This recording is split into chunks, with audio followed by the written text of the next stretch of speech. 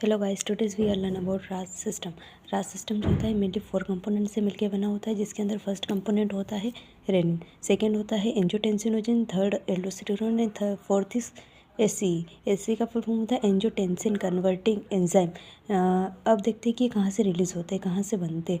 तो सबसे पहला होता है अपना रेनिन। रेनिन जो है तो जक्स्ट्रा ग्लोमेरुलर सेल्स से रिलीज होता है एंड ये प्रेजेंट होते हैं किडनी के अंदर। एंजियोटेंसिनोजन जो रहता है वो लिवर के थ्रू प्रोड्यूस होता है और एल्डोस्टेरोन जो होता है एड्रेनल कोर्टेक्स के अंदर जो जोना ग्लोमेरुलसा से प्रोड्यूस होता है। And fourth is AC. AC का फुल फॉर्म होता है एंजियोटेंसिन कन्वर्टिंग एंजाइम, जो रिलीज होता है लंग्स के थ्रू। अब रास के अंदर अपन पढ़ते हैं कि क्या होता है, तो हार्मोन सिस्टम कंट्रोल, ये एक हार्मोन सिस्टम होता है जो कि तीन चीज़ों को कंट्रोल करता है, ब्लड प्रेशर को, ब्लड वॉल्यूम को और सोडियम बैलेंस को। इसमें 3 ट्रिगरिंग फैक्टर होते हैं। कौन कौन सा होता है? ट्रिगर बाय, ये कब एक्टिवेट होता है या कब ट्रिगर होता है? तो जब ब्लड प्रेशर लो होता है, जब सोडियम का लेवल लो होता है, जिसको अपन हाइपोनेट्रीमिया बोलते हैं, इसको हाइपोटेंशन बोलते हैं, और हाइपोवोलीमिया की कंडीशन में जब ब्लड का वॉल्यूम कम हो जाता है। अब इसकी जो प्रोसेस होती है वो कैसे होती है? तो जब ये तीनों फैक्टर्स जब कंबाइन होते हैं या फिर कोई सा भी फैक्टर जब कंबाइन होता है तो रीनल सिस्टम होता है, वहाँ पे ब्लड परफ्यूजन कम होता है, जिसकी वजह से किडनी को लगता है कि ब्लड का वॉल्यूम कम हो गया। उस कंडीशन में वो किसको रिलीज करती है?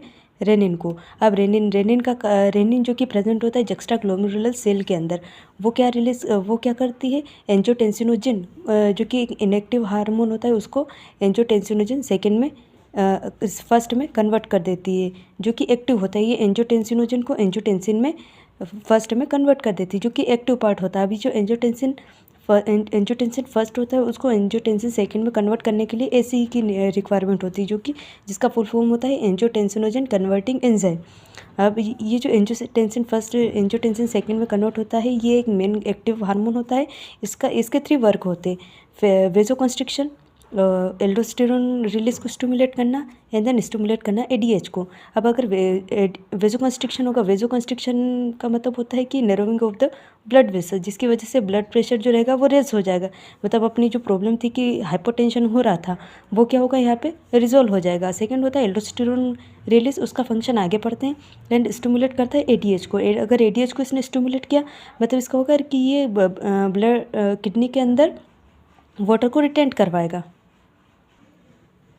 आगे अपन पढ़ते हैं एल्डोस्टेरोन का फंक्शन क्या होता है। तो एल्डोस्टेरोन जो होता है एक्ट करता है किडनी की जो डिस्टल ट्यूब्यूल होते हैं और कलेक्टिंग डक्ट के ऊपर। ये 3 चीज़ों को स्टिमुलेट करता है। वाटर रीअब्जॉर्प्शन को बढ़ा देगा, एक्सक्रीशन ऑफ पोटेशियम को एक्सक्रेट आउट करेगा, और रीअब्जॉर्प्शन ऑफ वाटर, क्योंकि जब भी सोडियम का लेवल बॉडी के अंदर कम होता है तो पोटेशियम उस चीज़ को कंपनसेट करने के लिए आगे आता है। लेकिन इस अपनी बॉडी में पोटेशियम जब आउटसाइड द सेल होता है तब वो डेंजरस इफेक्ट शो करता है। तो इस कंडीशन में क्या करेगा कि एल्डोस्टेरोन जो रहेगा वो पोटेशियम की एक्सक्रीशन को बढ़ा देगा। तो इसका रिजल्ट होगा कि अपन ने मतलब ब्लड का प्रेशर बढ़ जाएगा। वहाँ पे अपन ने ब्लड प्रेशर कम देखा था, तो उस कंडीशन को ये रिजोल्व कर देगा।